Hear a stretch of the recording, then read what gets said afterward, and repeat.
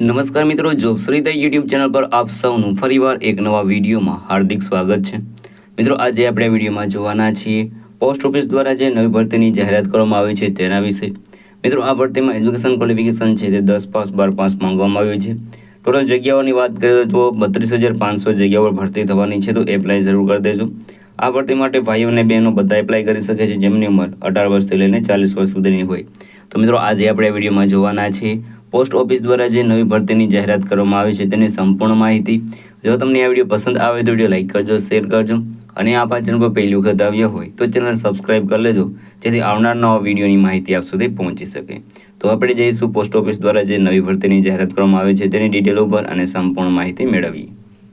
તો મિત્રો, આપણે આવી ગયા છીએ પોસ્ટ ઓફિસ દ્વારા જે નવી ભરતીની જાહેરાત કરવામાં આવી છે તેની ડિટેલ ઉપર। અહીં વેકેન્સીનું નામ છે GDS ભરતી 2025, ઓર્ગેનાઇઝેશનનું નામ છે ઇન્ડિયા પોસ્ટ।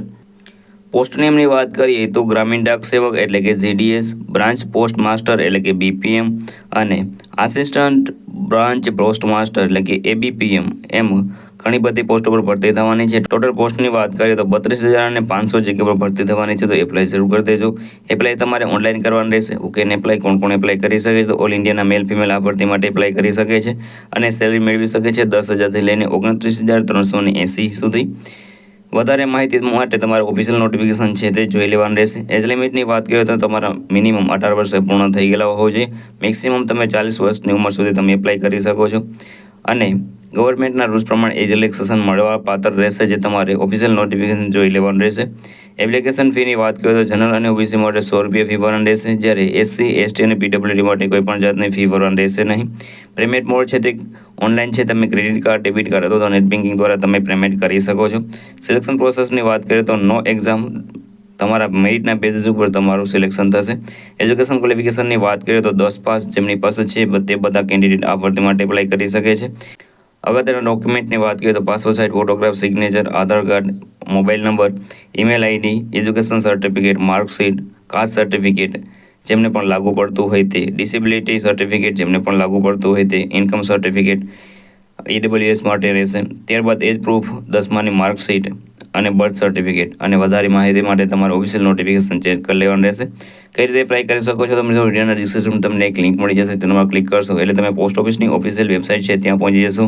ત્યાં તમારી વેકેન્સી સિલેક્ટ કરીને તેમાં તમારી પર્સનલ ડિટેલ, એજ્યુકેશન ડિટેલ છે તે ફિલ કરી દેવાનું રહેશે। ત્યારબાદ જે પણ ડોક્યુમેન્ટ રિક્વાયર્ડ બધા અપલોડ કરી દેવાનું રહેશે, ફોર્મ સબમિટ કરી દેવાનું રહેશે। ત્યારબાદ જેમણે પણ ફી ભરવાની છે તેમને ફી ભરીને તેમનું એપ્લિકેશન છે તે કન્ફર્મ કરી દેવાનું રહેશે। અગત્યની તારીખોની વાત કરીએ તો starting date for apply online October 2025માં ભરતીની ઓફિશિયલ નોટિફિકેશન આવી જવાનું છે અને ત્યારે જ આ ભરતીની એપ્લિકેશનો શરૂ થવાની છે। લાસ્ટ ડેટની વાત કરીએ તો નવેમ્બર 2025 સુધી તમારે એપ્લાય કરી દેવાનું રહેશે। અગત્યની લિંકની વાત કરીએ તો જે એપ્લાય કરવા માટેની લિંક છે તે તમને વિડીયોના ડિસ્ક્રિપ્શન મળી જશે, ત્યાં તમારે તપાસ કરતું રહેવાનું, જ્યારે પણ નોટિફિકેશન આવશે ત્યારે તે જ ઓફિશિયલ વેબસાઇટ ઉપર આવવાનું છે। તો મિત્રો, આ હતું આજનું નોટિફિકેશન। જો તમને આ વિડીયો પસંદ આવે તો વિડીયો લાઈક કરજો, શેર કરજો અને આપ આ ચેનલ પર પહેલી વખત આવ્યા હોય તો ચેનલ સબસ્ક્રાઇબ કરી લેજો જેથી આવનાર નવા વિડીયોની માહિતી આપ સુધી પહોંચી શકે। તો આ સાથે આજનો વિડીયો પૂરો કરું છું। મળીએ નવા વિડીયોમાં નવી ભરતી સાથે। જય હિન્દ, જય ભારત।